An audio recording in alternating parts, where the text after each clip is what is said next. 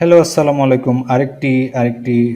আরেকটি সিনারিও নিয়ে আমরা হাজির হয়েছি। যেটা হলো এখানে এমন একটা শর্ত বা আমরা আ ক্রাইটেরিয়া আমরা সেট আপ করব যেখানে যে প্রোডাক্টগুলো আউট অফ স্টক আছে সেগুলো লাল রঙে আমরা হাইলাইট করতে চাই।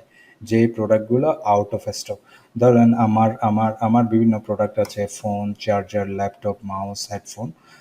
যেগুলা ইন স্টক আছে সেগুলো ইন স্টক লেখা আছে, যেগুলো স্টক নেই সেগুলো আউট অফ স্টক আছে। ঠিক আছে? আমার সিনারি হলো আমি একটি প্রোডাক্ট ইনভেন্টরি শিট ট্র্যাক করতেছি। সেখানে যেই প্রোডাক্টগুলো স্টকে নেই সেগুলো আমরা আলাদা কালারে দেখাতে চাই। তাহলে এইটা কিভাবে সম্ভব? আমি এখানে এগুলো সেলগুলো সিলেক্ট করলাম। ঠিক আছে?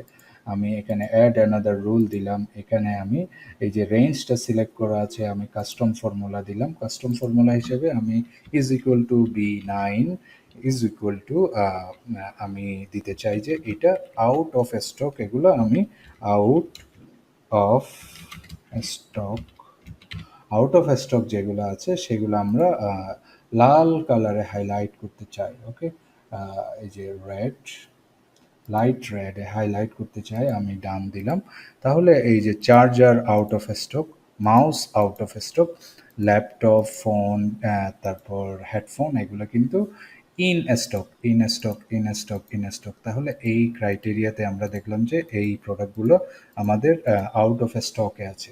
সো তাহলে একটা একটা ইনভেন্টরি শিট কিভাবে ট্র্যাক করতে হয় এটা বুঝলেন, এবং আমরা কিভাবে প্রোডাক্টগুলা, যে কোন প্রোডাক্ট স্টকের ভিতর আছে বা কোন প্রোডাক্ট আউট অফ স্টক আছে, এটা খুব সহজেই এই ক্রাইটেরিয়া সেট আপ করে আমরা বের করে ফেলতে পারি।